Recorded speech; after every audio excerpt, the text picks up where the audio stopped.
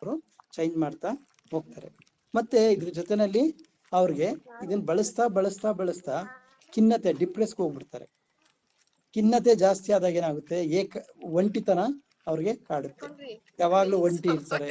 ಮತ್ತೆ ಏನ್ ಮಾತಾಡ್ಸಿದ್ರೆ ಮಾತಾಡೋದಿಲ್ಲ, ಮಾತ್ ಶುರು ಮಾಡಿದ್ರೆ ಮಾತ್ ನಿಲ್ಸೋದಿಲ್ಲ. ಈ ತರ ಅವರು ಇರ್ತಾರೆ. ಮತ್ತೆ ಮಾನಸಿಕ ಒತ್ತಡ, ಮತ್ತೆ ಅವ್ರಿಗೆ ಸಮಸ್ಯೆಗಳು ಏನೋ ತಲೆ ಮೇಲೆ ಬಿದ್ದಂಗೆ, ನಾನೇ ಏನೋ ಅವನ್ನ ಬಗೆಹರಿಸ್ಬೇಕೇನೋ ಅನ್ನೋ ತರ ಅವರ ಒಂದು ಮಾನಸಿಕ ಒತ್ತಡ ಜಾಸ್ತಿಯಾಗಿ ಅವರಲ್ಲಿ ಕಾಯಿಲೆಗಳು ಬರುವಂತ ಚಾನ್ಸಸ್ ಇರ್ತದೆ. ಮತ್ತೆ ಯಾವಾಗ ನಾವು ಮಾದಕ ವಸ್ತುಗಳನ್ನ ಬಳಸ್ತೀವಿ ಆಗ ನಮ್ಮಲ್ಲಿ ವರ್ತನೆಗಳು ಬದಲಾಗ್ತವೆ.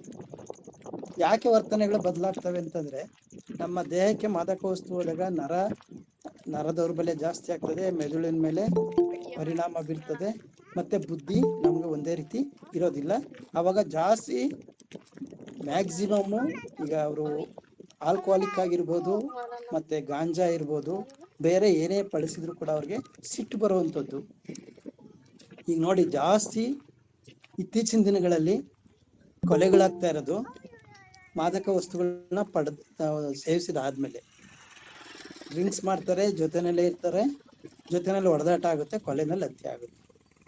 ಗಾಂಜಾ ಹೊಡೆದಿರ್ತಾರೆ, ಕಲ್ಲೆತ್ತಾಕ್ಬಿಡ್ತಾರೆ, ಅಲ್ಲೇ ಒಂದು ಮರ್ಡರ್ ಆಗುತ್ತೆ. ಮತ್ತೆ ಅವ್ರಿಗೆ ನಾವೆಲ್ಲಿದ್ದೀವಿ, ಯಾರ ಜೊತೆ ಇದ್ದೀವಿ, ಹೇಗೆ ನಾವು ಬಿಹೇವ್ ಮಾಡ್ಬೇಕು ಅನ್ನೋದು ಗೊತ್ತಾಗೋದಿಲ್ಲ. ಮತ್ತೆ ಅವ್ರಿಗೆ ಸಾಮಾಜಿಕ ಪರಿಸರದ ಕಾಳಜಿ ಇರೋದಿಲ್ಲ, ಸಂಬಂಧದ ಅರಿವಿರೋದಿಲ್ಲ. ಯಾರಿಗೆ ನಾವು ಅಟ್ಯಾಕ್ ಮಾಡ್ತಾ ಇದ್ದೀವಿ, ಯಾರಿಗೆ ಹೊಡಿತಾ ಇದ್ದೀವಿ, ಯಾರಿಗೆ ಬೈತಾ ಇದ್ದೀವಿ, ನಾವೆಲ್ಲಿ ನಿಂತಿದ್ದೀವಿ ಅನ್ನೋ ಒಂದು ಪರಿಜ್ಞಾನನೇ ಅವ್ರಿಗೆ ಇರೋದಿಲ್ಲ. ಮತ್ತೆ ಅವರ ನಡವಳಿಕೆ ಹೆಂಗಿರುತ್ತೆ ಅಂದ್ರೆ, ನಾನು ಹೇಳಿದ್ದೇ ಆಗ್ಬೇಕು, ಆಕ್ರಮಣಕಾರಿ ನಡವಳಿಕೆ ಅವರಲ್ಲಿ ಕಾಣಿಸುತ್ತೆ. ಮತ್ತೆ ಸಮಾಜದಿಂದ ಅವರು ಜಾಸ್ತಿ ದೂರ ಉಳಿಯೋದಕ್ಕೆ ಪ್ರಯತ್ನವನ್ನ ಪಡುವಂತ ಸ್ವಭಾವ ಅವ್ರದ್ದು ಇರ್ತದೆ. ಮತ್ತೆ ಅವ್ರಿಗೆ ಯಾವಾಗ್ಲೂ ಭ್ರಮೆ ಕಾಡ್ತಾ ಇರುತ್ತೆ. ಭ್ರಮಾಲೋಕದಲ್ಲಿ ಇರ್ತಾರೆ ನೋಡಿ. ಕೆಲವರು ಶುರು ಮಾಡಿದಾಗ ಖುಷಿ ಇದ್ರೆ ಕೊನೆವರೆಗೂ ಖುಷಿನಲ್ಲೇ ಇರ್ತಾರೆ. ಕೆಲವರು ಅಳ್ತಾ ಇದ್ರೆ ಕೊನೆವರೆಗೂ ಅಳ್ತಾನೆ ಇರ್ತಾರೆ. ಮತ್ತೆ ಅಳ್ತಾರೆ, ನಗ್ತಾರೆ, ಅಳ್ತಾರೆ. ಅವ್ರಿಗೆ ಯಾವಾಗ ಏನ್ ಮಾಡ್ತಾ ಇದ್ದೀವಿ ಅದನ್ನ ಒಂದೊಂದ್ಸರಿ ನಾವು ಕೂಡ ನೋಡಿದಾಗ ಯಾಕೆ ಹಿಂಗಾಡ್ತಾವ್ರಿ ಇವರು, ಏನೋ ತಗೊಂಡಿರ್ಬೇಕು ಅನ್ನೋ ಮನೋಭಾವ ಸಾಮಾನ್ಯವಾಗಿ ಕಾಣುವಂತ ಸನ್ನಿವೇಶನ ಅವರು ಸೃಷ್ಟಿ ಮಾಡ್ತಾರೆ. ಮತ್ತೆ ಈ ಮಾದಕತೆಯ ಪ್ರಭಾವದಿಂದ ಮಕ್ಕಳ ವಾಸ್ತವಿಕತೆಯನ್ನ ಮರಿತಾರೆ. ನಾವೆಲ್ಲಿದ್ದೀವಿ, ಯಾರ ಜೊತೆಲಿದ್ದೀವಿ, ಹೇಗಿರ್ಬೇಕು, ಏನ್ ಮಾತಾಡ್ಬೇಕು ಅನ್ನೋದನ್ನ ಅವರು ಮರಿತಾರೆ. ಮತ್ತೆ ಮಕ್ಕಳ ಭವಿಷ್ಯ ಇದರಿಂದ ತುಂಬಾ ಹಾಳಾಗುತ್ತೆ. ಯಾಕೆ ಅಂದ್ರೆ, ಒಂದು ಶಿಕ್ಷಣಕ್ಕೂ ಆರೋಗ್ಯಕ್ಕೂ ತುಂಬಾ ನಿಕಟ ಸಂಪರ್ಕ ಇದೆ, ಸಂಬಂಧ ಇದೆ. ಯಾವಾಗ ನಾವು ದೈಹಿಕವಾಗಿ ದುರ್ಬಲರಾಗ್ತೀವಿ, ಮಾನಸಿಕವಾಗಿ ದುರ್ಬಲರಾಗ್ತೀವಿ, ಆಗ ನಮ್ಮ ಶಿಕ್ಷಣದಲ್ಲಿ ನಾವು ಮುಂದುವರಿಯೋದಕ್ಕೆ ಸಾಧ್ಯ ಆಗೋದಿಲ್ಲ. ಯಾವಾಗ ಶಿಕ್ಷಣದಲ್ಲಿ ಮುಂದುವರಿಯೋದಕ್ಕೆ ಸಾಧ್ಯ ಆಗೋದಿಲ್ಲ, ಆಗ ನಮ್ಮ ನಿರಂತರ ಚಟುವಟಿಕೆಗಳು ಕುಂಠಿತವಾಗ್ತಾ ಹೋಗ್ತವೆ. ಮತ್ತೆ ಕುಟುಂಬದಲ್ಲೇ ಆಗ್ಲಿ, ಸಮಾಜದಲ್ಲೇ ಆಗ್ಲಿ, ಸ್ನೇಹಿತರಲ್ಲೇ ಆಗ್ಲಿ ನಮ್ಮನ್ನ ಅವರು ಬೇರೆ ರೀತಿ ನೋಡೋ ತರ ಆ ಒಂದು ಸನ್ನಿವೇಶ ಸೃಷ್ಟಿ ಆಗುತ್ತೆ. ಇದೆಲ್ಲ ಆಗೋದಿಕ್ಕೆ ಮೂಲ ನಾವು ಹುಡುಕ್ತಾ ಹೋದಾಗ ನಮ್ಮ ಅನುಭವಗಳಲ್ಲಿ ನಾವು ಡಾನ್ ಬಾಸ್ಕೋನಲ್ಲಿ ಕೆಲಸ ಮಾಡ್ತಾ ಇರುವಾಗ ಬೀದಿ ಮಕ್ಕಳ ಜೊತೆನಲ್ಲಿ ಕೆಲಸ ಮಾಡ್ತಾ ಇದ್ವಿ, ರ್ಯಾಕ್ ಪಿಕ್ಕರ್ ಹತ್ರ ಕೆಲಸ ಮಾಡ್ತಾ ಇದ್ವಿ. ಮತ್ತೆ ಅದೇ ತರ ಸ್ಲಮ್ಗಳಲ್ಲಿ ಮಕ್ಕಳ ಜೊತೆನಲ್ಲಿ ಕೆಲಸ ಮಾಡ್ತಾ ಇದ್ವಿ. ಆದ್ರೆ ಇವಾಗ ಸ್ಲಮ್ಮು ಒಳ್ಳೆ ರೀತಿಯಲ್ಲಿ ಬದಲಾವಣೆ ಆಗುವಂತ ಗುಣಲಕ್ಷಣಗಳು ಕಾಣ್ತಾ ಇದ್ದಾವೆ. ಒಳ್ಳೊಳ್ಳೆ ಪ್ರತಿಷ್ಠಿತ ಕಾಲೇಜುಗಳಲ್ಲಿ ಮಾದಕ ವಸ್ತುಗಳ ಉಪಯೋಗ ಜಾಸ್ತಿಯಾಗಿ ಅದರಿಂದ ಸಮಾಜಕ್ಕೆ ಮಾರಕವಾಗಿರುವಂತ ಸನ್ನಿವೇಶವನ್ನ ನಾವು ಕಾಣ್ತಾ ಇದ್ದೀವಿ. ಇದಕ್ಕೆ ನಾವು ಹುಡುಕ್ತಾ ಹೋದಾಗ, ಒಂದು ಸಮಾಜದಲ್ಲಿ ಅವ್ರಿಗೆ ಸ್ಥಾನ ಮಾನ ಗೌರವಗಳನ್ನ ನಾವು ಕೊಡದೆ ಕಡೆಗಣಿಸಿದಾಗ ಒಂದು ಭಾಗ ಅದಿರ್ತದೆ. ಎರಡನೇದು, ಸಮಾಜದಲ್ಲಿ ಹಿರಿಯರು ನಾವ್ ಯಾರು ಇರ್ತೀವಿ, ನಾವ್ ಹೇಗ್ ನಡ್ಕೊಂತೀವಿ, ನಾವೇನ್ ಮಾಡ್ತೀವಿ. ಈಗ ಉದಾಹರಣೆಗೆ, ಯಾರೋ ಒಬ್ಬ ತಂದೆ ಬಿಡಿ ಸೇರ್ತಾ ಇರ್ತಾನೆ ಅಂದ್ರೆ, ಹೋಗ ಬಿಡಿ ತಗೋಬಾ ಅಂತ ಕಳ್ಸಿರ್ತಾರೆ. ಅದೇ ರೂಢಿ ಆದಾಗ ಅವ್ರಿಗೆ ಕೆಲವೊಂದ್ಸರಿ ನಮ್ಮ ಅಪ್ಪನು ಬಿಡಿ ಸೇರ್ತಾರೆ, ನಾನು ಸೇದ್ಬೇಕು ಅನ್ನೋದು ಬರುವಂತ ಸನ್ನಿವೇಶಗಳು ಕೆಲವು ಸಾರಿ ಇರ್ತದೆ. ಕೆಲವು ಸಾರಿ ಮನೆಯಲ್ಲಿ ಅಪ್ಪ ಅಮ್ಮಗಳು ಮಾಡ್ತಾ ಇರೋಂತ ದಿನನಿತ್ಯ ಚಟುವಟಿಕೆಗಳನ್ನ ಗಮನಿಸಿದಾಗ ಅವ್ರಿಗೂ ಕೂಡ ನಮ್ಮ ಅಪ್ಪನೇ ಮಾಡ್ತಾರೆ, ನಮ್ಮ ಅಮ್ಮನೇ ಮಾಡ್ತಾವ್ರೆ, ನಾವ್ಯಾಕೆ ಮಾಡಬಾರ್ದು ಅನ್ನೋ ಮನೋಭಾವನು ಕೂಡ ಅವರಲ್ಲಿ ಬರುವಂತ ಸನ್ನಿವೇಶಗಳು ಸಾಕಷ್ಟಿದಾವೆ. ಮತ್ತೆ ನಮ್ಮ ಸುತ್ತಮುತ್ತಿನ ವಾತಾವರಣನ ನಾವು ನೋಡಿದಾಗ ಆ ವಾತಾವರಣದಲ್ಲಿ ಕಂಡು ಬರುವಂತ ವ್ಯಕ್ತಿಗಳಿರ್ಬೋದು, ವ್ಯಕ್ತಿತ್ವಗಳಿರ್ಬೋದು, ಅದನ್ನು ನಾವು ಗಮನಿಸಿದಾಗ ಎಲ್ಲೋ ಒಂದ್ ಕಡೆ ಏನೋ ಆಗಲ್ಲ ತಗೊಳ್ಳ ಇವತ್ತು ಒಂದ್ ದಿವಸ ಅನ್ನೋ ಒಂದು ಪ್ರಚೋದನೆ ಏನ್ ಮಾಡುತ್ತೆ, ಕೊನೆಗೆ ಅವನ್ನ ಸಮಾಜದಿಂದ ದೂರ ತಳ್ಳುವಂತ ಮಟ್ಟಿಗೆ ತರುವಂತ ಅಂಶಗಳನ್ನ ನಾವು ನೋಡ್ತಾ ಇದ್ದೀವಿ. ಇದೇ ರೀತಿ ನಾವು ನೋಡ್ತಾ ಹೋದಾಗ ಇಲ್ಲಿ ಒಂದು ಕುಟುಂಬ, ಎರಡನೇದು ನಮ್ಮ ಸುತ್ತಮುತ್ತಲಿನ ಪರಿಸರ, ಮೂರನೇದು ಈ ಪರಿಸರ ಸಮಾಜಕ್ಕೆ ಅಂಟಿಕೊಂಡಿರುವಂತ ವ್ಯವಸ್ಥೆಗಳು. ಇವತ್ತಿನ ದಿನ ಏನಾಗ್ತಾ ಇದೆ, ಜೂನ್ 26ನೇ ತಾರೀಕು ಮಾದಕ ವಸ್ತುಗಳ ವಿರೋಧಿ ದಿನ ಅಂತ ಒಂದು ದಿನನ ಆಚರಣೆ ಮಾಡ್ತಾರೆ. ಕೇವಲ ಒಂದು ದಿನದ ಆಚರಣೆ ಮಾಡಿದ್ರೆ ಇದು ಪರಿಹಾರ ಆಗುವಂತ ವಿಚಾರ ಅಲ್ಲ. ನಿರಂತರ ಕಾರ್ಯಕ್ರಮಗಳನ್ನ, ಚಟುವಟಿಕೆಗಳನ್ನ ವಿವಿಧ ಹಂತಗಳಲ್ಲಿ ನಾವು ಕೈಗೊಂಡಾಗ ಮಾತ್ರ ಇದು ಯಶಸ್ವಿ ಆಗ್ಲಿಕ್ಕೆ ಸಾಧ್ಯ. ಒಂದು, ನಾವು ಮಕ್ಕಳಲ್ಲಿ ಒಂದು ರೀತಿಯ ಜಾಗೃತಿಯನ್ನ ಮೂಡಿಸಿದ್ರೆ ಪೋಷಕರಲ್ಲಿ ಒಂದು ರೀತಿಯ ಜಾಗೃತಿಯನ್ನ ಮೂಡಿಸ್ಬೇಕು. ಮತ್ತೆ ನಮ್ಮ ಸಮಾಜದಲ್ಲಿ ಇರ್ತಕ್ಕಂಥ ಮಾದಕ ವಸ್ತುಗಳ ಮಾರಾಟ ಕೇಂದ್ರಗಳು ಇವತ್ತು ಎಗ್ಗಿಲ್ದೆ ಸಾಕ್ತಾ ಇದ್ದಾವೆ. ಅದನ್ನು ವ್ಯವಸ್ಥೆ ಒಳಗಡೆನೆ ಸಾಕ್ತಾ ಇದ್ದಾವೆ.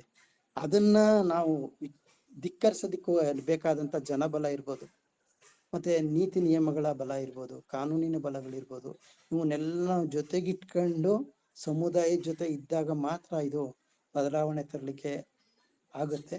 ಮತ್ತೆ ಇವತ್ತಿನ ದಿವಸ ಏನಾಗ್ತಾ ಇದೆ ಅಂತಂದ್ರೆ, ಹೆಚ್ಚು ಮಕ್ಕಳುಗಳು ಶಾಲೆಗೆ ಅಂತ ಬಂದು, ಕಾಲೇಜ್ಗೆ ಅಂತ ಬಂದು ಹೊರಗಡೆ ನಿಂತ್ಕೊಂಡು ಈ ರೀತಿ ಚಟುವಟಿಕೆಗಳಲ್ಲಿ ಭಾಗವಹಿಸಿ ಅವರ ಕುಟುಂಬದಲ್ಲಿ ನಷ್ಟವನ್ನ ಉಂಟು ಮಾಡ್ತಾ ಇದ್ದಾರೆ. ಇದರಿಂದ ಒಂದು ಸಾಮಾಜಿಕ ಸಮಸ್ಯೆ ಏನಾಗುತ್ತೆ ಅಂದ್ರೆ, ಸಮಾಜದಲ್ಲಿ ಅವ್ರ ಕುಟುಂಬದವ್ರಿಗೆ ಗೌರವ ಇರೋದಿಲ್ಲ. ಮತ್ತೆ ಅವ್ರನ್ನ ಕಂಡ್ರೆ ಒಂದು ರೀತಿ ನೋಡ್ತಾ ಇರ್ತಾರೆ. ಮಕ್ಕಳನ್ನೇ ಅವ್ರು ಸರಿಯಾಗಿ ನೋಡ್ಕೊಂಡಿಲ್ಲ ಅನ್ನೋ ಮನೋಭಾವ ಬರುತ್ತೆ ಒಂದು. ಎರಡನೇದು, ಅವನಿಗೆ ವೈಯಕ್ತಿಕವಾಗಿ ಸಮಸ್ಯೆನ ಗುರುತಿಸ್ತಾರೆ. ಮತ್ತೆ ಸಮಾಜದಲ್ಲಿ ಯಾರೇ ನೋಡಿದ್ರು ಇವನ್ ಈ ತರ ಇದ್ದಾನೆ, ಇವನ್ ಡ್ರಿಂಕ್ಸ್ ಮಾಡ್ತಾನೆ, ಮತ್ತೆ ಇವರು ಸ್ಮೋಕ್ ಮಾಡ್ತಾರೆ, ಇವರು ಮಾದಕ ವಸ್ತುಗಳನ್ನ ಬಳಸ್ತಾರೆ ಅನ್ನೋಂಥದ್ದು ಯಥೇಚ್ಛವಾಗಿ ಆ ನಿಂದನೆಯಿಂದ ಅವ್ರನ್ನ ನಾವು ಬೈತೋ ಇರೋದ್ರಿಂದ, ನಿಂದನೆ ಮಾಡೋದ್ರಿಂದ ಅವ್ರಿಗೆ ಇನ್ನೂ ಜಾಸ್ತಿ ಆಗ್ತದೆ. ಅದನ್ನ ಮನವರಿಕೆ ಮಾಡ್ಕೊಂಡು ಅವ್ರನ್ನ ಒಲಿಸ್ಕೊಂಡು ರಿಹಾಬಿಲಿಟೇಷನ್ಗಳನ್ನ ಮಾಡ್ಕೊಂಡು ಅವರಲ್ಲಿ ನಾವು ಬದಲಾವಣೆನ ಕಾಣಲಿಕ್ಕೆ ಒಂದು ದಾರಿನ ಕಂಡಿಡ್ಕೋಬಹುದು. ಇದು ನಮ್ಮ ಕುಟುಂಬದಲ್ಲಿ. ಪೋಷಕರಿಗೆ ಇದ್ರ ಬಗ್ಗೆ ಜಾಗೃತಿ ಕೊಡುವಂಥದ್ದು ಬಹಳ ಅವಶ್ಯಕತೆ. ಯಾಕೆ ಅಂತಂದ್ರೆ, ಪೋಷಕರದ್ದು ಏನಾಗಿದೆ ಅಂದ್ರೆ, ಇವಾಗ ನಾವು ಹಣ ಕೊಡ್ತೀವಿ, ಕಾಲೇಜಿಗೆ ಸೇರಿಸ್ಬಿಡ್ತೀವಿ, ಹಣ ಕೊಡ್ತೀವಿ, ಶಾಲೆಗೆ ಸೇರಿಸ್ಬಿಡ್ತೀವಿ, ಇಲ್ಲ ಕೆಲ್ಸಕ್ಕೆ ಕಳಿಸ್ಬಿಡ್ತೀವಿ ಅಂತ ಹೇಳ್ತಾರೆ. ಆದ್ರೆ ಶಾಲೆಗೆ ಹೋದವರು ಶಾಲೆಗೆ ಹೋದ್ರ ಇಲ್ವಾ, ಕಾಲೇಜ್ಗೆ ಹೋದವ್ರು ಕಾಲೇಜ್ಗೆ ಹೋದ್ರ ಬಂದ್ರ, ಇಲ್ಲ ಯಾರ್ಯಾರ ಜೊತೆ ಸೇರ್ತಾ ಇದ್ದಾರೆ, ಅವ್ರ ಸಹವಾಸ ಯಾವ ತರ ಇದೆ ಅನ್ನೋದನ್ನ ಸ್ವಲ್ಪ ಗಮನ ಕೊಡ್ಬೇಕಾದಂಥದ್ದು ಪೋಷಕರ ಪಾತ್ರ ಮತ್ತೆ ಜವಾಬ್ದಾರಿ ಆಗಿರ್ತದೆ. ಅದನ್ನು ಕೂಡ ನಾವು ಪೋಷಕರಿಗೆ ಮನವೊಲಿಸ್ಬೇಕಾಗ್ತದೆ. ಮತ್ತೆ ಇದರಿಂದ ಆರ್ಥಿಕವಾಗಿ ಹಿಂದುಳಿಯೋದಕ್ಕೂ ಕೂಡ ಇದೊಂದು ಮೂಲ ಕಾರಣ. ಒಂದು ಏನಂತಂದ್ರೆ, ಯಾವಾಗ ನಾವು ದೈಹಿಕವಾಗಿ ಮಾನಸಿಕವಾಗಿ ಕುಂಠಿತರಾಗಿ ದುರ್ಬಲರಾಗಿರ್ತೀವಿ, ನಮ್ಮ ಕೈಲಿ ಕೆಲಸ ಮಾಡೋಕ್ಕಾಗೋದಿಲ್ಲ. ಯಾವಾಗ ಕೆಲಸ ಮಾಡೋಕ್ಕಾಗೋದಿಲ್ಲ ಅಂತಂದ್ರೆ ಅನೈತಿಕ ಚಟುವಟಿಕೆಗಳಿಗೆ, ಅಕ್ರಮಗಳಿಗೆ, ಕಳ್ಳತನಗಳಿಗೆ ಇದು ದಾರಿ ಮಾಡಿ ಕೊಡುವಂತ ಒಂದು ಸಂದರ್ಭಗಳು, ಸನ್ನಿವೇಶಗಳು ಸಾಕಷ್ಟಿದೆ. ನಾವು ಕೆಲವ್ರನ್ನ ನಾವು ಸಂದರ್ಶನ ಮಾಡಿ ಕೇಳಿದಾಗ ಕೆಲವರು ಅವರ ಹ್ಯಾಬಿಟ್ಗಳನ್ನ ಪೂರ್ಣಗೊಳಿಸ್ಕೊಳ್ಳಿಕ್ಕೆ ಈ ಒಂದು ದಂಧೆಗೆ, ಕಳ್ಳತನಕ್ಕೆ ಇಳಿತಾರೆ. ಮತ್ತೆ ಮೊದಲಿಂದ ಹೆಂಗೆ ಮೋಜು ಮಸ್ತಿಯಿಂದ ಇದ್ರು ಅದನ್ನ ನಿರ್ವಹಿಸಕ್ಕ ಹಣದ ಅವಶ್ಯಕತೆಯಿಂದನೂ ಕೂಡ ಕೆಲವರು ಆಗಿರುವಂತ ಸನ್ನಿವೇಶಗಳನ್ನ ನಾವು ಕಾಣ್ತಾ ಇದ್ದೀವಿ. ಅವೇರ್ನೆಸ್ಸು, ಜಾಗೃತಿ ಅನ್ನೋದು ಒಂದ್ ಕಡೆ ನಡೀತಾ ಇದೆ. ಆದ್ರೆ ಇನ್ನೂ ಒಂದು ಕಡೆ ಅದಕ್ಕೆ ಬೇಕಾದಂತ ಆಯಾಮಗಳು, ನಿಯಮಗಳು, ನೀತಿಗಳು, ಮತ್ತೆ ಅದಕ್ಕೆ ಸರ್ಕಾರದ ನೀತಿ ನಿಯಮಗಳು ಏನಿದಾವೆ ಅದನ್ನ ಕಟ್ಟುನಿಟ್ಟಾಗಿ, ಇವಾಗ ನೋಡಿ, ಈ ಶಾಲಾ ಆವರಣದಲ್ಲಿ 200 ಕಿಲೋಮೀಟರ್ ಮುಂದೆ ಎಲ್ಲೂ ನಾವು ತಂಬಾಕು ಸೇವನೆ ವಸ್ತುಗಳನ್ನ ಮಾರಬಾರ್ದು ಅಂತ ಹೇಳ್ತಾರೆ. ಅದು ಎಷ್ಟು ಮಟ್ಟ ಪಾಲನೆ ಆಗ್ತಾ ಇದೆ ಅದನ್ನ ನಾವು ನೋಡುವಂಥದ್ದು. ಮತ್ತೆ ಈಗ ಶಾಲಾ ಕಾಲೇಜುಗಳಲ್ಲಿ ಸಾಮಾನ್ಯವಾಗಿ ಕೆಲವು ಕಡೆ ಶಾಲೆ ಬಿಡ್ತು ಅಂತ ಅಂದ್ರೆ ಶಾಲಾ ಆವರಣದಲ್ಲಿ ಅಲ್ಲೇ ಡ್ರಿಂಕ್ಸ್ ಮಾಡ್ತಾರೆ, ಅಲ್ಲೇ ಗಾಂಜಾ ಹೊಡಿತಾರೆ, ಅಲ್ಲೇ ಕೂತಿರ್ತಾರೆ. ಇದು ಇಡೀ ಪರಿಸರವನ್ನೇ ಹಾಳು ಮಾಡುತ್ತೆ.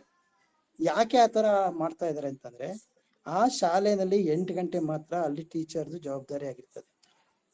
ಅವರು ಶಾಲಾ ಮುಗಿಸ್ಕೊಂಡು ಹೋದ ತಕ್ಷಣ ಆ ಶಾಲೆ ಜಾಗ ಸಮುದಾಯದ ಜವಾಬ್ದಾರಿ ಆಗಿರ್ತದೆ. ಆದ್ರೆ ನಾವು ಸಮುದಾಯದ ಜವಾಬ್ದಾರಿ ನೀವು ತಗೊಳ್ಳಿ ಅಂದ್ರೆ ಯಾರು ತಗೊಳ್ಳಿಕ್ ರೆಡಿ ಇಲ್ಲ.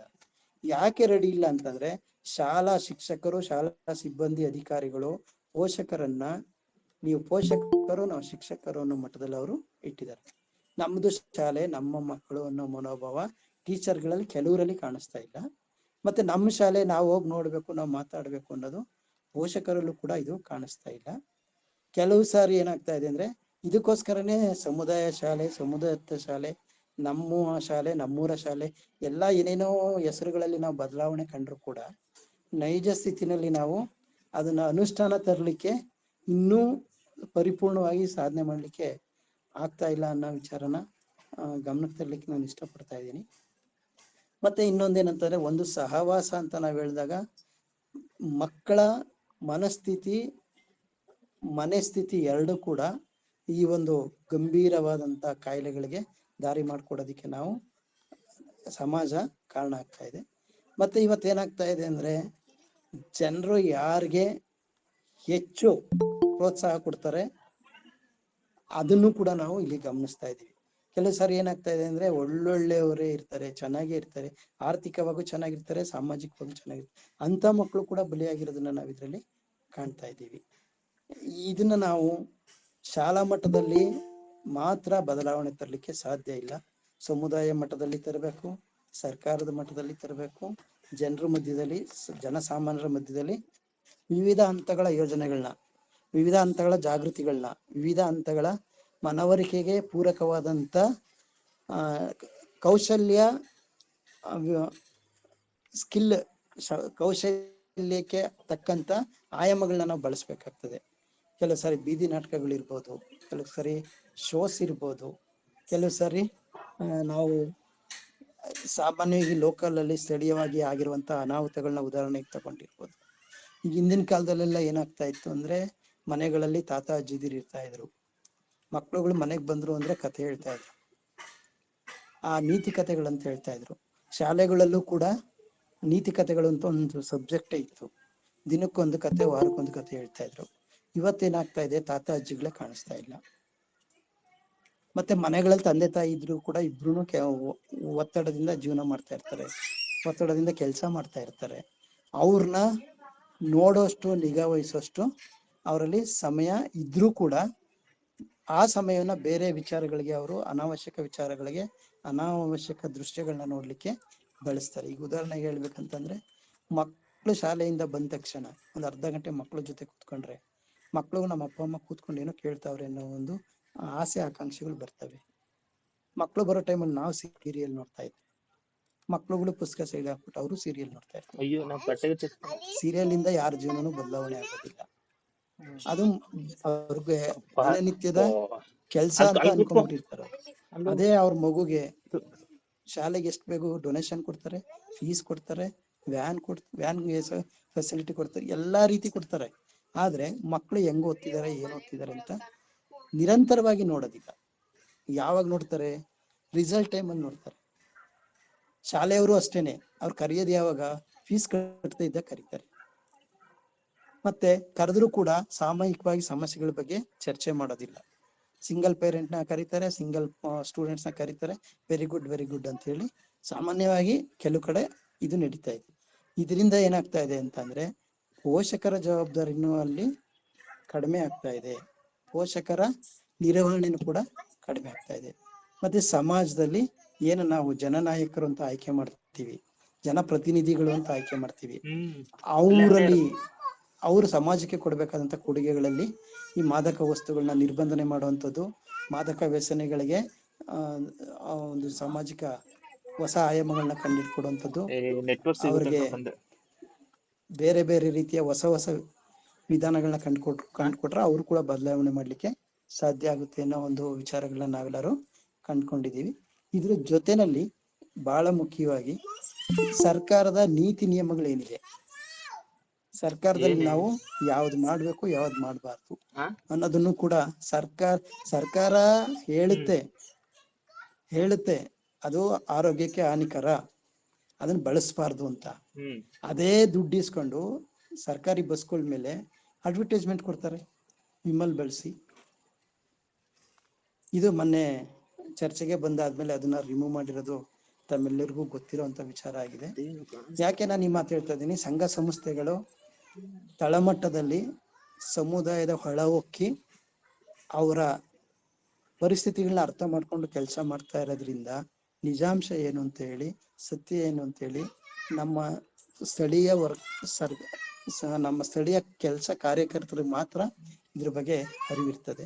ಮತ್ತೆ ಇನ್ನೊಂದೇನಂತಂದ್ರೆ ಸರ್ಕಾರದಲ್ಲಿ ಇರೋಂಥ ಅಧಿಕಾರಿಗಳಿಗೂ ಅಷ್ಟೇ, ಅವ್ರನ್ನ ನಾವು ಕರೆದಾಗ ಏನ್ ಮಾಡ್ತಾರೆ, ಅವ್ರು ಪ್ರೋಗ್ರಾಮೆಟಿಕ್ ಆಗಿ ಬರ್ತಾರೆ ಹೊರತು ಇಶ್ಯೂ ಬೇಸ್ಡ್ ಆಗಿ ಅವ್ರು ಬರುವಂತ ಸಾಮಾನ್ಯ. ನೋಡೋಣ, ಬರ್ತೀವಿ, ನಾಳೆ ಬರ್ತೀವಿ. ಯಾಕೆ ಅಂತಂದ್ರೆ ಅಲ್ಲಿ ಸಿಸ್ಟಮ್ ಅಲ್ಲೂ ಆತರ ಇದೆ, ಇದನ್ನು ನಾವು ಕಾಣಿಸ್ತಾ ಇದೆ. ಮತ್ತೆ ಇದಕ್ಕೆಲ್ಲ ನೀವು ಎಲ್ಲರೂ ಸೇರಿ ಯೋಚನೆ ಮಾಡಿ ಒಂದು ಹೆಜ್ಜೆನ ಮುಂದಿಡ್ತಾ ಇದ್ದೀವಿ ಅಂತ ಅಂದ್ರೆ ಅಲ್ಲಿ ಕಾನೂನುಗಳು ಅಡ್ಡಿ ಬರ್ತವೆ, ಮತ್ತೆ ಸಹಕಾರ ಸಿಗೋದಿಲ್ಲ. ಈಗ ನಾವು ಚೈಲ್ಡ್ ಲೇಬರ್ ಇಶ್ಯೂಸ್ ಬಗ್ಗೆ ಕೆಲಸ ಮಾಡುವಾಗ ರೇಷ್ಮೆನಲ್ಲಿ ಕೆಲಸ ಮಾಡುವಂತ ಮಕ್ಳುಗಳನ್ನ ನಾವು ರೈಡ್ ಮಾಡಕ್ ಹೋದ್ರೆ, ನಾವ್ ವಿಸಿಟ್ ಮಾಡಕ್ ಹೋದಾಗ ಇದ್ದಿದ್ ಮಕ್ಳು ರೈಡ್ ಮಾಡಕ್ ಹೋದಾಗಿರ್ಲಿಲ್ಲ.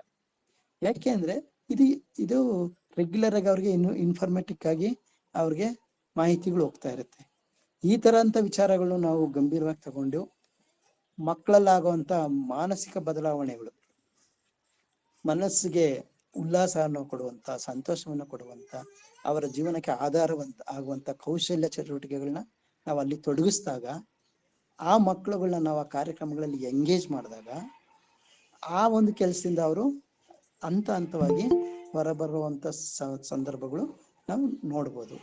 ಮತ್ತೆ ಇನ್ನೊಂದೇನಂತಂದ್ರೆ ಈ ಶಿಕ್ಷಣ ಸಂಸ್ಥೆಗಳು ಕೂಡ ಕಟ್ಟುನಿಟ್ಟಾಗಿ ಕೊನೆ ಪಕ್ಷ ವಾರಕ್ಕೊಂದು ದಿವಸ ಆದ್ರೂ ಕೂಡ ಈ ಒಂದು ವಿಚಾರಗಳ ಬಗ್ಗೆ ಜನರಲ್ ಟಾಪಿಕ್ ಆಗಿ ತಗೊಂಡು, ಇಲ್ಲ ಬೇರೆ ವಿಚಾರವಂತರುಗಳನ್ನ ಕರೆಸಿ ಅದ್ರ ಬಗ್ಗೆ ಅವ್ರಿಗೆ ಜಾಗೃತಿಯನ್ನು ಮೂಡಿಸಿದಾಗ, ಪರಿಸರ ಜಾಗೃತಿ ಒಂದು, ಕುಟುಂಬದ ಜಾಗೃತಿ ಒಂದು, ಮಕ್ಕಳ ಶಾಲಾ ಜಾಗೃತಿ ಒಂದು, ಹಂತವಾಗಿ ನಾವು ಮಾಡಿ ಇದನ್ನ ಈ ಬದಲಾವಣೆಗಳ ಪಟ್ಟಿಯನ್ನು ನಾವು ಸರ್ಕಾರದ ಜೊತೆ ಜೋಡಿಸಿದಾಗ, ನಿರಂತರವಾಗಿ ಈ ಕೆಲಸ ಆಗ್ತಾ ಇದ್ರೆ ಮಾತ್ರ ಬದಲಾವಣೆ ಕಾಣ್ಲಿಕ್ಕೆ ಸಾಧ್ಯ. ಇಲ್ಲ ಅಂತಂದ್ರೆ ನಾವು ಹೇಳ್ತಾನೆ ಇರ್ತೀವಿ, ಅವ್ರು ಮಾಡ್ತಾನೆ ಇರ್ತಾರೆ. ನಮ್ಮ ಕೆಲಸಗಳು ನಾವು ನಿರಂತರವಾಗಿ ಎಷ್ಟೇ ಶ್ರಮ ಪಟ್ರು ನಾವು ಮನಸ್ಸಿಗೆ ಸಮಾಧಾನ ಪಟ್ಕೊಳ್ಳೋಷ್ಟು ಕೆಲಸ ನಮ್ಮ ಜೊತೆನಲ್ಲಿ ಸರ್ಕಾರನು ಕೂಡ ಮಾಡ್ಬೇಕು ಅನ್ನೋದು ಬಹಳ ವಿಚಾರ, ಗಂಭೀರವಾಗಿರುವಂತ ವಿಚಾರ. ಮತ್ತೆ ಇದರಲ್ಲಿ ನಾವು ಸ್ವಯಂ ಸೇವಾ ಸಂಸ್ಥೆಗಳು, ಈಗ ಉದಾಹರಣೆಗೆ ಅಗಸ್ತ್ಯ ಇಂಟರ್ನ್ಯಾಷನಲ್ ಫೌಂಡೇಶನ್ ಇರ್ಬೋದು, ಡಾನ್ ಬಾಸ್ಕೋ ಇರ್ಬೋದು, ಈ ತರ ಸಾಕಷ್ಟು ಸಂಸ್ಥೆಗಳು ಮಕ್ಕಳ ಅಭಿವೃದ್ಧಿಗೋಸ್ಕರ ದುಡಿತಕ್ಕಂಥ ಸಂಸ್ಥೆಗಳು ನೆಲ ಹೊಕ್ಕು ಆ ಒಂದು ಸ್ಥಳೀಯವಾಗಿ ಚರ್ಚೆ ಮಾಡಿ ಮಕ್ಕಳ ಜೊತೆ ಭಾಗವಹಿಸಿ ಅವರ ವಿಚಾರಗಳನ್ನು ಸಂಗ್ರಹಣೆ ಮಾಡಿ ಅದ್ರ ಮುಖಾಂತರ ಅಧ್ಯಯನ ಮಾಡಿ ಅದಕ್ಕೆ ಸಮಸ್ಯೆಗಳ ಪರಿಹಾರವನ್ನ ಕಂಡಿಡ್ಕೊಂಡಾಗ ಅದಕ್ಕೆ ಒಂದು ಸಿಗ್ತಾ ಇದೆ, ಇಲ್ಲ ಅಂತಲ್ಲ. ಆದ್ರೆ ಇದಕ್ಕೆ ಎಲ್ಲರ ಸಪೋರ್ಟು ಬೇಕು, ಸಹಕಾರನೂ ಬೇಕು, ಎಲ್ಲರ ಅನುಭವವನ್ನ ಕೇಳುವಂತ ಮನಸ್ಥಿತಿ ಇರಬೇಕು. ಈಗ ಒಂದು ಸ್ಥಳೀಯ ಮಟ್ಟದಲ್ಲಿ ಗ್ರಾಸ್ ರೂಟ್ ಲೆವೆಲ್ ಅಲ್ಲಿ ಒಬ್ಬ ಕಾರ್ಯಕರ್ತ ಕೆಲಸ ಮಾಡ್ತಾ ಇದ್ದಾನೆ ಅಂದ್ರೆ ಅವನಿಗೆ ಇರುವಂತಹ ಅನುಭವ, ಪ್ರಾಕ್ಟಿಕಲಿ ಎಕ್ಸ್ಪೀರಿಯನ್ಸು ಅದು ಮೇಲಂತ ಇರ್ತಕ್ಕಂಥ ಅಧಿಕಾರಿಗಳಿಗೆ ಕೆಲವರು ಅದೇ ಇರೋದಿಲ್ಲ ಕಚೇರಿಗಳಲ್ಲಿ. ಅವಾಗ ಅವ್ರೇನ್ ಮಾಡ್ತಾರೆ, ಅವ್ರನ್ನ ಅದೇ ಕೆಲ್ಸಕ್ಕೆ ಸೀಮಿತವಾಗಿರ್ತಾರೆ. ನಾನು ಹೇಳ್ದಂಗೆ ಮಾಡು. ಅದಕ್ಕೇನೆ ಆ ಅನುಭವನ ತಗೊಂಡು ಅದರಲ್ಲಿ ಬದಲಾವಣೆ ಕಾಣೋ ದಿಕ್ಕಿನಲ್ಲಿ ಕೆಲಸ ಮಾಡಿದ್ರೆ ಏನಾದ್ರು ಸಾಧನೆ ಮಾಡ್ಬೋದು. ಮತ್ತೆ ಈಗ ಪ್ರತಿ ಆಸ್ಪತ್ರೆಗಳಲ್ಲೂ ಈಗ ಮೊದಲೆಲ್ಲ ಏನಾಗ್ತಾ ಇತ್ತು ಅಂದ್ರೆ, ನಾವೆಲ್ಲರೂ ಚಿಕ್ಕ ವಯಸ್ಸಲ್ಲಿರುವಾಗ, ಚಿಕ್ಕ ವಿದ್ಯಾಭ್ಯಾಸ ಮಾಡುವಂತ ಹಂತದಲ್ಲಿರುವಾಗ ಎಲ್ಲಾ ಕಾಯಿಲೆಗೂ ಒಬ್ಬರೇ ಡಾಕ್ಟರ್ ಇದ್ರು. ಜ್ವರಕ್ಕೂ ಅವರೇ, ನೆಗಡಿಗೂ ಅವ್ರಿಗೆ, ಕೆಮ್ಮಿಗೂ ಅವರೇ. ಇವತ್ತೇನಾಗಿದೆ, ನಮ್ಮ ದೇಹದ ಪ್ರತಿ ಅಂಗಾಂಗಗಳಿಗೂ ಕೂಡ ಒಬ್ಬೊಬ್ರು ವೈದ್ಯರನ್ನ ನಾವು ಕಾಣ್ತಾ ಇದ್ದೀವಿ. ಆದ್ರೆ ಅವಾಗ ಕಾಯಿಲೆನೂ ಕಡಿಮೆ ಇತ್ತು, ಡಾಕ್ಟರ್ ಕಡಿಮೆ ಇದ್ರು. ಇವಾಗ ಕಾಯಿಲೆಗಳು ಜಾಸ್ತಿ ಆಗ್ತಾ ಇದಾವೆ, ಮತ್ತೆ ಡಾಕ್ಟರ್ಗಳ ಸಂಖ್ಯೆನೂ ಜಾಸ್ತಿ ಆಗ್ತಾ ಇದೆ. ಇದಕ್ಕೆಲ್ಲ ಮೂಲ ಕಾರಣ ಏನಂತಂದ್ರೆ ನಾವು ತಿನ್ನುವಂತ ಆಹಾರ ಇರ್ಬೋದು, ನಾವು ಬಳಸುವಂತ ಸುತ್ತಮುತ್ತಲಿನ ಪರಿಸರದಲ್ಲಿ ಸಿಗುವಂತ ವಸ್ತುಗಳಿರ್ಬೋದು, ಅದರಲ್ಲಿ ಜಾಸ್ತಿ ದೇಹಕ್ಕೆ ಹಾಳು ಮಾಡುವಂಥದ್ದು. ಈಗ ಕುಡಿತಾ ಇರ್ಬೋದು. ಈಗ ನೋಡಿ, ಇವಾಗ ಮೊದಲೆಲ್ಲ ಏನ್ ಮಾಡ್ತಾ ಇದ್ರು, ಊರಿಂದ ಆಚೆ ಕುಡಿಯುವಂತ ಒಂದು ಅಂಗಡಿಗಳು ಇರ್ತಾ ಇತ್ತು. 2 ಕಿಲೋಮೀಟರ್ 3 ಕಿಲೋಮೀಟರ್ ನಡ್ಕೊಂಡೋಗಿ ಕುಡ್ಕೊಂಡು ಬರ್ತಾ ಇದ್ರು ನಾವು ನೋಡ್ದಂಗೆ ಗ್ರಾಮೀಣ ಮಟ್ಟದಲ್ಲಿ. ಇವತ್ತೇನಾಗ್ತಾ ಇದೆ, ಒಂದ್ ರೋಡಲ್ಲಿ 4-5 ಬಾರ್. ಇದೇನಾಗ್ತಾ ಇದೆ ಅಂದ್ರೆ ಯುವಕರನ್ನ ತನ್ನತ್ತ ಸೆಳೆಯೋದಿಕ್ಕೆ ಕಾರಣ ಆಗ್ತಾ ಇದೆ. ಈ ನಿಟ್ಟಿನಲ್ಲಿ ಯುವಕರಿಗೆ ನಾವು ಮನವರಿಕೆ ಕೊಡಬೇಕು, ತಿಳುವಳಿಕೆ ಕೊಡಬೇಕು ಅಂತಂದ್ರೆ ಬೃಹತ್ ಮಟ್ಟದಲ್ಲಿ ನಾವು ಜಾಗೃತಿಗಳನ್ನ ಹಮ್ಕೋಬೇಕು, ಬೀದಿ ನಾಟಕಗಳನ್ನ ಹಮ್ಕೋಬೇಕು, ಮತ್ತೆ ಪ್ರಾಕ್ಟಿಕಲ್ ಆಗಿ ಅವ್ರ ಇಶ್ಯೂಸ್ ಏನಿದೆ ಅನ್ನೋದನ್ನ ಐಡೆಂಟಿಫೈ ಮಾಡಬೇಕು. ಮತ್ತೆ ಬರೀ ಇಶ್ಯೂಸ್ನ ಐಡೆಂಟಿಫೈ ಮಾಡಿದ್ರೆ ಸಾಲದು, ಅದಕ್ಕೆ ಪರಿಹಾರಗಳನ್ನು ಕೂಡ ಸರ್ಕಾರ ಕೊಡ್ಬೇಕು. ಈಗ ನಾವು ಅವ್ರು ಏನಕ್ಕೆ ಮಾಡ್ತಿದ್ದಾನೆ ಅಂತ ಅಂದಾಗ ಅದನ್ನ ಬಿಡಿಸ್ಲಿಕ್ಕೆ ಏನ್ ದಾರಿ ಮಾರ್ಗಗಳಿದಾವೆ ಅವನು ಕೂಡ ನಾವು ಹುಡುಕ್ಬೇಕಾಗ್ತದೆ. ಅವ್ರ ಜೊತೆನಲ್ಲಿ ನಾವು ಕೆಲಸ ಮಾಡ್ಬೇಕಾಗ್ತದೆ.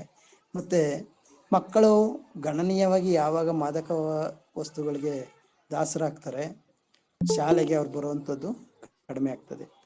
ಯಾವಾಗ ಶಾಲೆಗೆ ಬರೋದು ಕಡಿಮೆ ಆಗುತ್ತೆ, ಹಾಜರಾತಿ ಕಡಿಮೆ ಆಗುತ್ತೆ. ಹಾಜರಾತಿ ಜೊತೆನಲ್ಲಿ ಅವರ ಶೈಕ್ಷಣಿಕ ಗುಣಮಟ್ಟನೂ ಕಡಿಮೆ ಆಗುತ್ತೆ. ಈ ಶೈಕ್ಷಣಿಕ ಗುಣಮಟ್ಟ ಕಡಿಮೆ ಆದಂತ ಕಾಲದಲ್ಲಿ ಅವ್ರು ಏನ್ ಮಾಡ್ತಾರೆ, ನಾನು ಕೆಲಸ ಬಿಟ್ಬಿಡ್ತೀನಿ, ಅರ್ಧಕ್ಕೆ ಹೋಗ್ಬಿಡ್ತಾರೆ. ಮತ್ತೆ ಆ ವಿದ್ಯಾಭ್ಯಾಸ ಕುಂಠಿತ ಆಗ್ತದೆ. ಮತ್ತೆ ಇದರಿಂದ ಮನೆಯಲ್ಲಿ ಮಕ್ಕಳು ನಂಬ್ಕೊಂಡಿರುವಂತ ಕುಟುಂಬಗಳು ಹಾಳಾಗ್ತಾ ಇದ್ದಾವೆ. ಇನ್ನು ಸಾಕಷ್ಟು ವಿಚಾರಗಳನ್ನ ನಾವು ನೋಡ್ತಾ ಹೋದ್ರೆ ಇವತ್ತಿನ ದಿನ ಏನಾಗ್ತಾ ಇದೆ ಅಂತ ಅಂದ್ರೆ, ಶೋಕಿಗೋಸ್ಕರ ಬಳಸುವಂಥದ್ದು, ಮೋಜಿಗೋಸ್ಕರ ಬಳಸುವಂಥದ್ದು. ಸಾಕಷ್ಟು ಶ್ರೀಮಂತರ ಮಕ್ಕಳುಗಳು ಇದರಲ್ಲಿ ಬಲಿಯಾಗ್ತಾ ಇರೋದು ನಾವು ನೋಡ್ತಾ ಇದ್ದೀವಿ. ಸಂಪಾದನೆ ಇರ್ತದೆ ಮನೆಗಳಲ್ಲಿ, ಅವ್ರು ಇಷ್ಟಪಟ್ಟಂಗೆ ಹಣಗಳನ್ನ ಕೊಡ್ತಾ ಇರ್ತಾರೆ. ಆ ಹಣಗಳನ್ನ ತಗೊಂಡು ಇವರು ಮೋಜು ಮಸ್ತು ಮಾಡಿ ಗಾಂಜಾ ಹೊಡಿಯೋದಿರ್ಬೋದು, ಅಪಿ ಮಾಡೋದಿರ್ಬೋದು, ಡ್ರಿಂಕ್ಸ್ ಮಾಡೋದಿರ್ಬೋದು. ಇದರಿಂದ ಅನಾಹುತ ಆಗ್ತಾ ಇರೋದು ಅಮಾಯಕರ ಮೇಲೆ. ಈಗ ಅಪಘಾತ ಆಯ್ತು ಅಂತಂದ್ರೆ ದಾರಿನಲ್ಲಿ ಯಾರೋ ಬಡವ್ರು ನಡ್ಕೊಂಡು ಹೋಗ್ತಾ ಇದ್ರೆ, ಯಾರೋ ಕಾಲ್ನಡಿಗೆ ನಡ್ಕೊಂಡು ಹೋಗ್ತಾರೆ, ಅವ್ರ ಮೇಲೆ ಹೊಡೆಯುವಂಥದ್ದು ಇರ್ಬೋದು. ಮತ್ತೆ ಕುಡಿಯುವಂತ ಜಾಗದಲ್ಲಿ ಮಾತು ಬೆಳೆದು ಜಗಳ ಆಡಿ ಕೊಲೆಲಿ ಅಂತ್ಯ ಆಗುವಂಥದ್ದು ಇರ್ಬೋದು. ಅದೇನಾಗುತ್ತೆ, ದ್ವೇಷವನ್ನು ಹುಟ್ಟಾಕಿ ನಿರಂತರ ಸಮಾಜದಲ್ಲಿ ಅಶಾಂತಿಯನ್ನ ಉಂಟು ಮಾಡಿ ಇಡೀ ಆ ಪರಿಸರ ಪೂರ್ತಿ ಅಶಾಂತಿಯಾಗಿ ನಡೆಯೋದಿಕ್ಕೆ ಅದು ಕಾರಣಭೂತರಾಗಿರ್ತದೆ. ಈ ಎಲ್ಲಾ ಮಾದಕ ವಸ್ತುಗಳನ್ನ ನಾವು ಬಳಸೋವಾಗ ಅದ್ರಲ್ಲಿ ಅನಾನುಕೂಲಗಳು ಏನಿವೆ ಅನ್ನೋದನ್ನ ನಾವು ಯೋಚನೆ ಮಾಡ್ಲಿಲ್ಲ ಅಂತಂದ್ರೆ, ಅದ್ರಲ್ಲಿ ಆಗೋಂತ ದುಷ್ಪರಿಣಾಮಗಳ ಬಗ್ಗೆ ನಾವು ಹೇಳಲಿಲ್ಲ ಅಂತಂದ್ರೆ, ಇಲ್ಲಿ ಏನಾಗ್ತಾ ಇದೆ ಅಂದ್ರೆ ತೀರಾ ಕಡು ಬಡವರು ಕೂಡ ಇದಕ್ಕೆ ಬಲಿಯಾಗ್ತಿದ್ದಾರೆ, ತೀರಾ ಶ್ರೀಮಂತರು ಕೂಡ ಬಲಿಯಾಗ್ತಿದ್ದಾರೆ. ಇಲ್ಲಿ ಮೇಲು ಕೀಳು ಜಾತಿ ಭೇದ ಭಾವ ಏನಿಲ್ಲ, ಎಲ್ರೂ ಇದ್ರ ಒಂದಲ್ಲ ಒಂದು ರೀತಿಯಲ್ಲಿ ದಾಸರಾಗ್ತಿದ್ದಾರೆ ನಾವು ನೋಡಿರುವಂತ ಅನುಭವದಲ್ಲಿ. ಇದನ್ನ ನಾವು ಯಾವ ರೀತಿ ಅಲ್ಲಿ ಅಳವಡಿಸ್ಕೋಬೇಕು, ಸ್ಥಳೀಯವಾಗಿ ಅಲ್ಲಿರುವಂತ ಪರಿಸ್ಥಿತಿನ ಅಲ್ಲಿರುವಂತ ಕಾರ್ಯಕರ್ತರು ಮನಗಂಡ್ರೆ ಅದಕ್ಕೆ ಪೂರಕವಾದಂತ ಯೋಜನೆಗಳನ್ನ ನಾವು ತೊಡಗಿಸ್ಬೇಕಾಗ್ತದೆ. ಎಲ್ಲಾ ರೀತಿಗೂ, ಎಲ್ಲಾ ಜಾಗಕ್ಕೂ, ಎಲ್ಲಾ ಸ್ಥಳಗಳಿಗೂ ಒಂದೇ ರೀತಿಯ ಯೋಜನೆ ಅದು ಅಪ್ಲೈ ಆಗೋದಿಲ್ಲ. ಅದನ್ನ ನಾವಲ್ಲಿ ತೊಡಗಿಸೋದಿಕ್ಕಾಗೋದಿಲ್ಲ.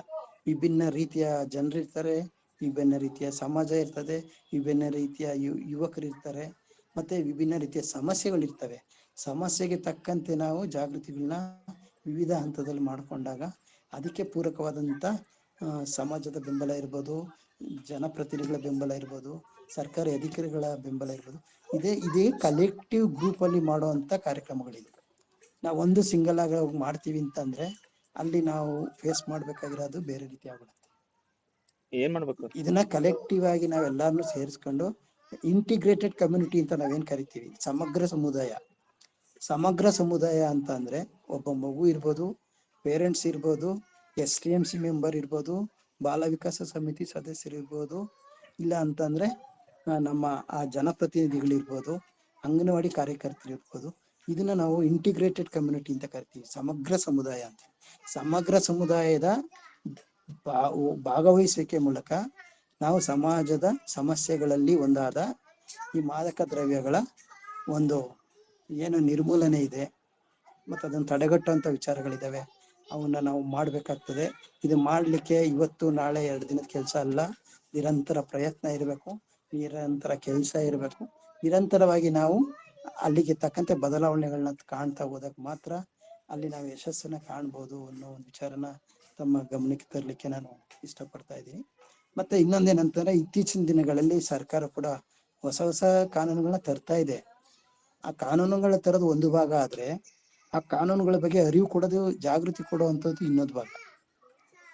ಆ ಜಾಗೃತಿ ಕೊಡುವಂತ ನಿಟ್ಟಿನಲ್ಲಿ ಸಮುದಾಯದ ಇತರೆ ಭಾಗಗಳಾದಂಥ ಸ್ವಯಂ ಸೇವಾ ಸಂಸ್ಥೆಗಳಿರ್ಬೋದು, ಸಂಘ ಸಂಸ್ಥೆಗಳಿರ್ಬೋದು, ಯುವಕ ಮಂಡಳಿಗಳಿರ್ಬೋದು, ಮತ್ತೆ ನಾಗರಿಕ ಸಮಿತಿಗಳಿರ್ಬೋದು, ಅವ್ರನ್ನ ಸಮಗ್ರವಾಗಿ ಸಂಯುಕ್ತವಾಗಿ ಬಳಸ್ಕೊಂಡಾಗ ಯಶಸ್ಸು ಕಾಣಲಿಕ್ಕೆ ಸಾಧ್ಯ ಆಗ್ತದೆ. ಯಾರೋ ಒಬ್ರು ಹೋಗಿ ಮಾಡುವಂತ ಕೆಲಸ ಇದು ಅಲ್ಲ, ಮತ್ತೆ ಯಾರೋ ಒಬ್ರಿಗೋಸ್ಕರನೇ ಇರುವಂತ ಕೆಲಸನೂ ಅಲ್ಲ.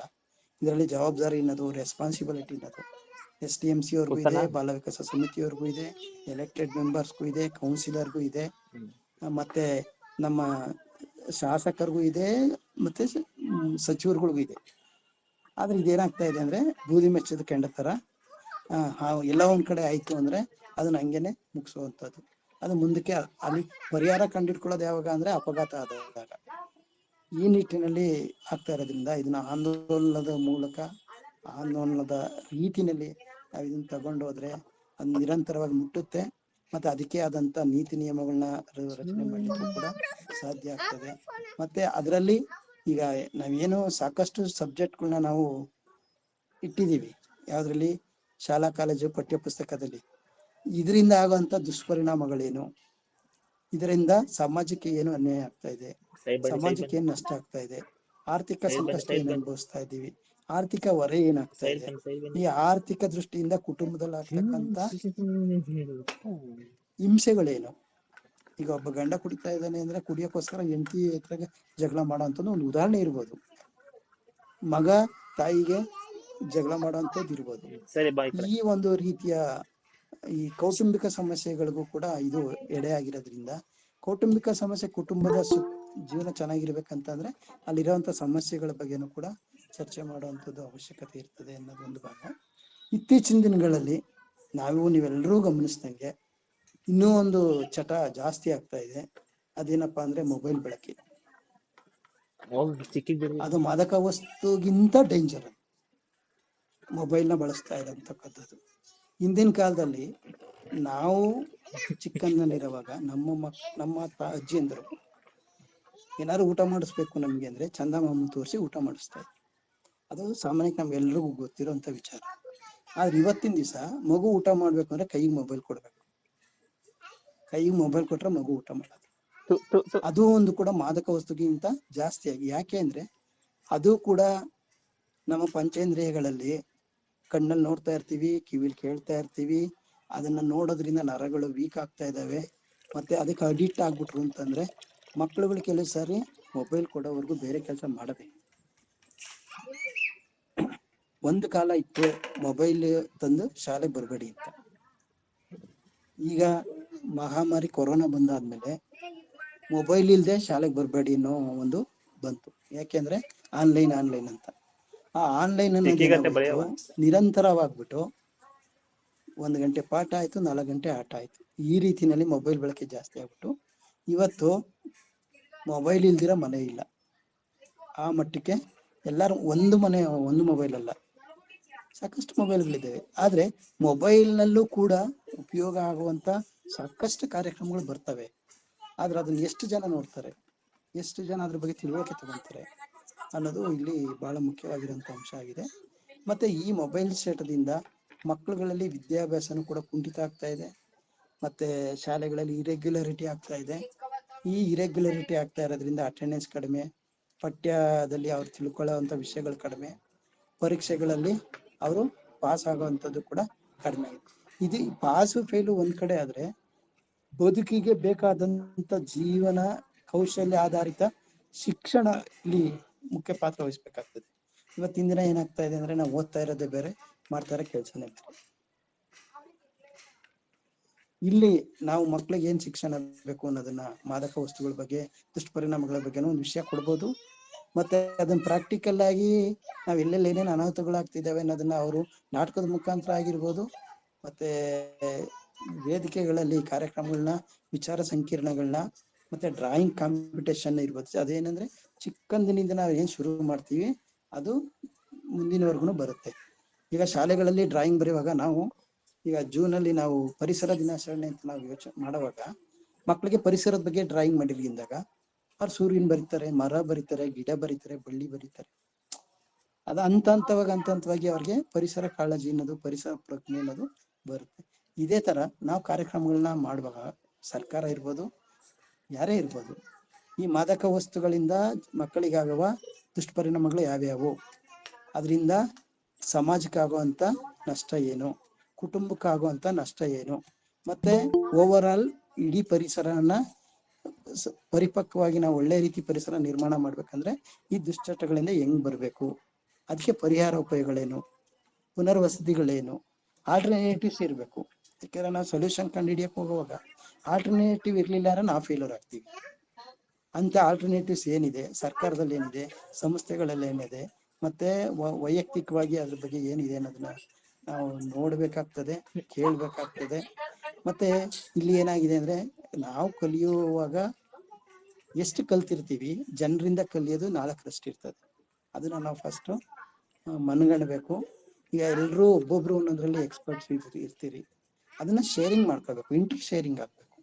ಯಾವತ್ತು ಯಾರು ಏನ್ ಹೇಳ್ತಾ ಇದ್ರು ಸ್ವೀಕಾರ ಮನೋಭಾವ ನಮ್ಮಲ್ಲಿ ಇತ್ತು ಅಂದ್ರೆ ಬೆಳೆಯುವಂತ ಮನೋಭಾವ ಆಟೋಮೆಟಿಕ್ ಆಗಿ ನಮ್ಮಲ್ಲಿ ಬರುತ್ತೆ ಅನ್ನೋ ಒಂದು ವಿಚಾರನ ನಾವು ಮನಗಣಬೇಕು. ಮತ್ತೆ ಸಣ್ಣ ವಿಚಾರ ಸಣ್ಣದು ಬಂದಾಗ ಇದಿಷ್ಟೇ ಅಲ್ವಾ, ನೋಡ್ಕೊಳ್ಳೋಣ ಬಿಡು ಅನ್ನೋ ಒಂದು ಆ ತಕ್ಷಣದ ತಾತ್ಸಾರನ ನಾವು ಬಿಡ್ಬೇಕಾಗ್ತದೆ. ಯಾಕೆ ಅಂತ ಹೇಳಿದ್ರೆ ಆ ತಕ್ಷಣನೇ ನಾವು ಅದಕ್ಕೆ ಪರಿಹಾರ ಕಂಡಿಡ್ಕೊಂಡ್ಬಿಟ್ರೆ ಅದು ದೊಡ್ಡ ಮರವಾಗೋದು ತಪ್ಪುತ್ತೆ. ಮರವಾಗೋದು ತಪ್ಪಿದಾಗ ಇಡೀ ಆ ಏರಿಯಾ ಪರಿಸರ ಸ್ವಚ್ಛವಾಗಿರ್ತದೆ. ನಾವು ಇದೊಂದಲ್ವಾ, ಇದೊಂದ್ಸರಿ ಬಿಡು, ಇದೊಂದ್ಸರಿ ನೋಡೋಣ ಬಿಡು, ಇದು ಸಣ್ಣ ವಿಚಾರ ಅಲ್ವಾ, ಯಾವುದು ಸಣ್ಣ ವಿಚಾರ ಅಲ್ಲ, ಯಾವುದು ಸಣ್ಣ ವಿಚಾರ ಅಲ್ಲ. ಜೊತೆಗೆ ದೊಡ್ಡ ವಿಚಾರ ಅಂತ ನಾವು ಕಾಯ್ಕೊ ಕೂತ್ಕೊಳ್ಳೋಂತ ಸಮಯನೂ ಅಲ್ಲ.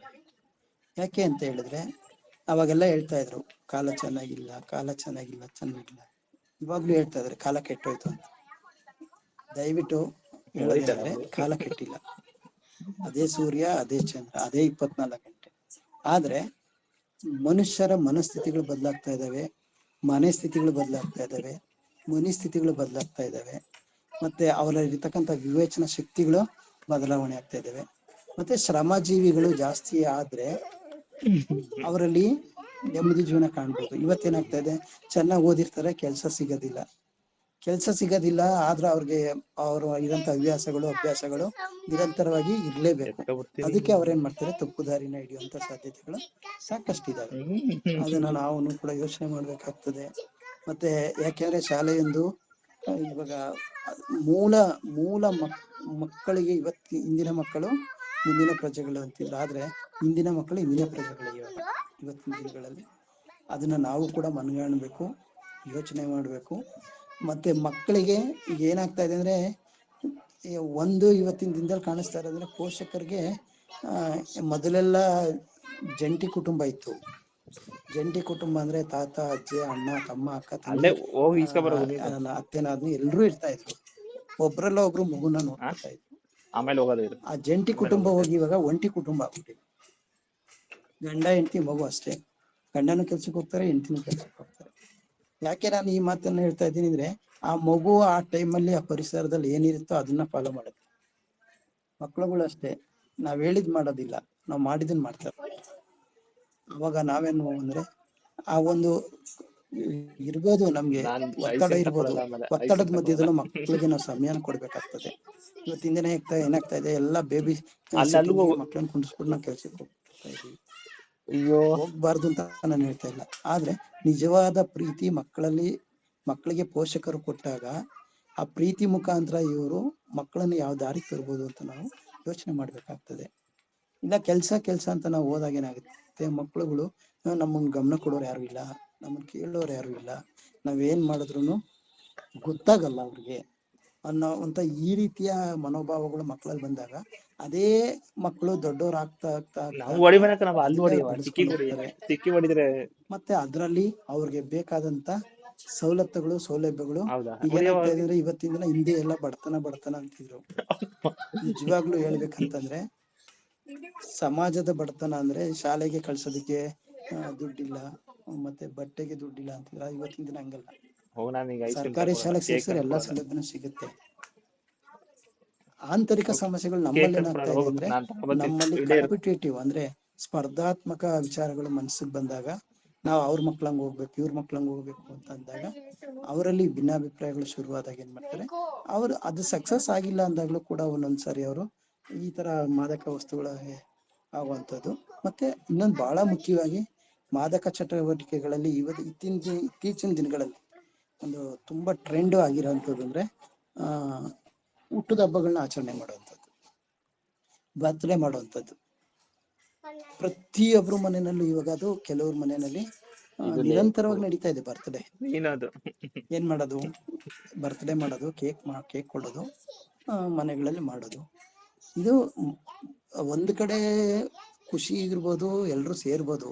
ಆದ್ರೆ ಇದು ಹಂತಕ್ಕೆ ನಡೆದಂಗೆ ಮಕ್ಳು ದೊಡ್ಡವರು ಆದಂಗ ಏನ್ ಮಾಡ್ತಾರೆ, ಮನೆಯಲ್ಲಿ ಕೇಕ್ ಕಟ್ ಮಾಡ್ತಾರೆ, ಬಾರಲ್ಲಿ ಪಾರ್ಟಿ ಮಾಡ್ತಾರೆ, ಹೊರಗಡೆ ಹೋಗ್ತಾರೆ, ಡ್ರಿಂಕ್ಸ್ ಮಾಡ್ತಾರೆ, ಪಾರ್ಟಿ ಇವತ್ತು ಅಂತಾರೆ. ಇವತ್ತಿನ ದಿನ ಏನಾಗ್ಬಿಟ್ಟಿದೆ ಅಂದ್ರೆ ಮನೆಗಳಲ್ಲೂ ಕೇಕ್ ಕಟ್ ಮಾಡಲ್ಲ, ರೋಡ್ಗಳಲ್ಲೇ ಕಟ್ ಮಾಡ್ತಾರೆ, ಅವರ 2 ವೀಲರ್ಗಳ ಮೇಲೆ ಕಟ್ ಮಾಡ್ತಾರೆ, ಬಸ್ ಸ್ಟ್ಯಾಂಡ್ಗಳಲ್ಲೇ ಕಟ್ ಮಾಡ್ತಾರೆ, ಸಾಯಂಕಾಲ ಹೋಗ್ತಾರೆ. ಈ ಬರ್ತ್ಡೇ ಒಂದು ಸಂಸ್ಕೃತಿ. ಆ ಸಂಸ್ಕೃತಿ ಏನು, ತಂದೆ ತಾಯಿ ನಮ್ಗೆ ಜನ್ಮ ಕೊಟ್ಟ ದಿನ ಅವ್ರನ್ನ ನೆನೆಸ್ಬೇಕು, ಅವ್ರಿಗೆ ನಾವು ಗೌರವನ ಸಮರ್ಪಣೆ ಮಾಡ್ಬೇಕು. ಇದು ಒಂದು ಭಾಗ. ಇವತ್ತೇನಾಗ್ಬಿಟ್ಟಿದೆ, ಬರ್ತ್ಡೇ ಅಂದ್ರೆ ಟ್ರೆಂಡ್ ಆಗ್ಬಿಟ್ಟಿದೆ. ಅಲ್ಲಿನೂ ಕೂಡ ನಾವು ಈಗ ಈ ಏನು ಆಲ್ಕೋಹಾಲಿಕ್ ಅಂತ ನಾವ್ ಹೇಳ್ತಾ ಇದೀವಿ, ಮದ್ಯಪಾನ ಅನ್ನೋದು ಈ ಶಾಲಾ ಕಾಲೇಜುಗಳಲ್ಲಿ ಬರ್ತ್ಡೇ ಮಾಡ್ತಾ ಇರೋದ್ರಿಂದನೂ ಕೂಡ ಸಾಕಷ್ಟು ಕೆಲವು ಕಡೆ ಅಂತೂ ತುಂಬಾ ಕಾಣಿಸ್ತಾ ಇದೆ. ಇದನ್ನ ನಾವು ಆದಷ್ಟು ಕಡಿಮೆ ಮಾಡ್ಬೇಕು. ನಮ್ಮ ಕುಟುಂಬದ ತಂದೆ ತಾಯಿಗಳು ಅದ್ರ ಬಗ್ಗೆ ಗಮನ ಕೊಡ್ಬೇಕು, ಮತ್ತೆ ತಿಳುವಳಿಕೆ ಕೊಡ್ಬೇಕು ಅನ್ನೋದು ಒಂದು ಬಹಳ ಮುಖ್ಯವಾದಂತ ವಿಚಾರ ಅಂತ ನಮ್ಗೆ ಅನಿಸಿದೆ. ಇದ್ರ ಜೊತೆನಲ್ಲಿ ನಾವು ಇಡೀ ಸಮಾಜದಲ್ಲಿ, ನಾನು ಅಲ್ಲೇ ತಮ್ಮೆಲ್ಲರಿಗೂ ತಿಳಿಸ್ದಂಗೆ, ಸಮಗ್ರ ಸಮುದಾಯದ ಅಭಿವೃದ್ಧಿ ಅಂತ ಹೇಳುವಾಗ ಸಮಗ್ರ ಸಮುದಾಯದ ಭಾಗವಹಿಸಿಗೂ ಕೂಡ ಬೇಕಾಗ್ತದೆ. ಮತ್ತೆ ಸಮಗ್ರ ಸಮುದಾಯದ ಭಾಗಿದಾರರ ಜವಾಬ್ದಾರಿನೂ ಕೂಡ ಅದಾಗಿದೆ. ಅದನ್ನ ನಾವು ಯಾವ ರೀತಿ ಅವ್ರಿಗೆ ಜವಾಬ್ದಾರಿ ಪಾತ್ರಗಳನ್ನ ತಿಳಿಸ್ತೀವಿ ಅನ್ನೋದ್ರ ಮೇಲೆ ಅವರು ನಮ್ಮ ತೊಡಗಿಸ್ಕೊಳ್ಳೋದು ನಮ್ಗೆ ಅದು ನಿರ್ಧಾರ ಆಗಿರ್ತದೆ. ಇವತ್ತಿನ ದಿವಸ ಏನಾಗ್ತಿದೆ ಅಂದ್ರೆ ಅವ್ರ ಮಗುವಲ್ಲಿ ಹೋಗ್ಲಿ ಬಿಡು, ಆ ಮಗುವಲ್ಲಿ ಹೋಗ್ಲಿ ಬಿಡು ನಮ್ಮ ಮನೋಭಾವ ಅವ್ರಲ್ಲಿದೆ. ಆದ್ರೆ ಅದು ನಮ್ಮ ಸಮಾಜದ ಮಗು, ನಮ್ಮ ಏರಿಯಾ ಮಗು, ಮತ್ತೆ ಅದು ನಮ್ಮ ಈ ಪರಿಸರದ ಮಗು ಅನ್ನೋ ಭಾವನೆ ಬರ್ಬೇಕು ಅಂತಂದ್ರೆ ನಮ್ಮಲ್ಲಿ ನಮ್ದು ಅನ್ನೋದು ಏನಿದೆ, ನಮ್ಮ ಕುಟುಂಬ ಅನ್ನೋದೇನಿದೆ, ಸಮಾಜ ಅನ್ನೋದೇನಿದೆ ಅನ್ನೋದನ್ನ ನಾವು ಸ್ವಲ್ಪ ಗಂಭೀರವಾಗಿ ಅರ್ಥ ಮಾಡ್ಕೊಳ್ಳೋ ರೀತಿಯಲ್ಲಿ ಸರ್ಕಾರನೂ ನೋಡ್ಬೇಕು, ಜನಪ್ರತಿನಿಧಿಗಳು ನೋಡ್ಬೇಕು, ಪೋಷಕರು ನೋಡ್ಬೇಕು, ಮತ್ತೆ ಆ ಮಗುವಿನಲ್ಲೂ ಕೂಡ ಇಂಥ ವಾತಾವರಣ ಇದೆ, ನಾನು ಹೇಗಿರ್ಬೇಕು ಅನ್ನೋದನ್ನ ಬೆಳೆಸ್ಕೊಡ್ಬೇಕಾಗ್ತದೆ ಅನ್ನೋ ವಿಚಾರಗಳನ್ನ ಕೂಡ ನಾವು ನೋಡ್ಬೇಕಾಗ್ತದೆ. ಒಟ್ಟಾರೆ ಈ ಒಂದು ಕಾರ್ಯಕ್ರಮದಲ್ಲಿ ನಮ್ಮ ಅಗಸ್ತ್ಯ ಇಂಟರ್ನ್ಯಾಷನಲ್ ಫೌಂಡೇಶನ್ ಅವರು ಒಂದು ಒಳ್ಳೆ ಉತ್ತಮವಾದಂತ ವಿಚಾರವನ್ನ ಇವತ್ತು ಚರ್ಚೆ ಮಾಡಿ ನಾವು ತಮ್ಮೆಲ್ಲರ ಜೊತೆ ಈ ಒಂದು ನಮ್ಮ ಅನುಭವನ ಹಂಚಿಕೊಳ್ಳುವಂತ ಮಾಡಿಕೊಟ್ಟಿದ್ದಾರೆ. ಏನಂತಂದ್ರೆ ಇವತ್ತು ಇದು ಎಲ್ಲಾ ಕಡೆನಲ್ಲೂ ತುಂಬಾ ವ್ಯಾಪ್ತಿಯಾಗಿ ಹರಡಿರುವಂತ ಒಂದು ವಿಷಯ, ಸಮಸ್ಯೆ. ಒಂದು ಹಿಂದೆ ಹಳ್ಳಿಯಿಂದ ದಿಲ್ಲಿವರೆಗೂ ಈ ಒಂದು ಸಮಸ್ಯೆ ಒಂದಲ್ಲ ಒಂದು ರೀತಿ, ಒಂದಲ್ಲ ಒಂದು ರೂಪದಲ್ಲಿ ಕಾಡ್ತಾ ಇದೆ. ಇದನ್ನ ನಾವು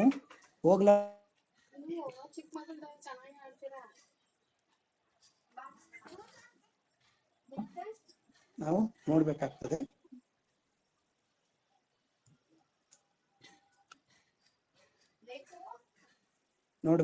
ಅನ್ನೋದನ್ನ ನಾನು ತಮ್ಮೊಂದಿಗೆ ಹಂಚ್ಕೊಳ್ಳಿಕ್ಕೆ ಅವಕಾಶ ಮಾಡಿಕೊಟ್ಟಂತ ನಮ್ಮ ದಿಲೀಪ್ ಸರ್ ಇರ್ಬೋದು, ಮತ್ತೆ ನಮ್ಮ ಗೋವಿಂದ್ ಸರ್ ಇರ್ಬೋದು, ಮತ್ತೆ ಅಗಸ್ತ್ಯ ಇಂಟರ್ನ್ಯಾಷನಲ್ ಫೌಂಡೇಶನ್ ನ ಸಮಸ್ತ ಸಿಬ್ಬಂದಿಯವ್ರಿಗೂ ಕೂಡ ಒಂದು ಅವಕಾಶ ಮಾಡಿಕೊಟ್ಟಿದ್ದಕ್ಕೆ ತುಂಬುವುದರ ಅಭಿನಂದನೆಗಳನ್ನ ನಾನು ಸಲ್ಲಿಸ್ತಾ ಇದ್ದೀನಿ.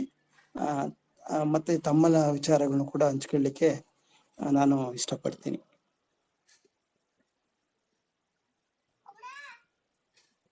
Thank you sir.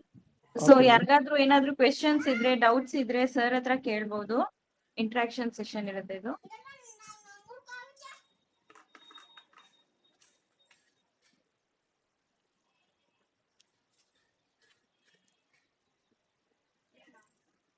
ಹೋಗಿದ್ದಾರೆ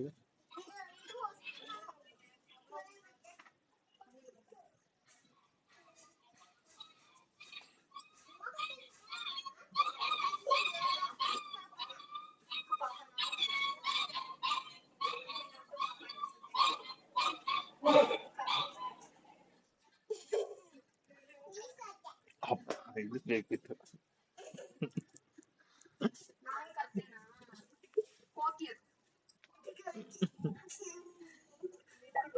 ಹಲೋ ಹಲೋ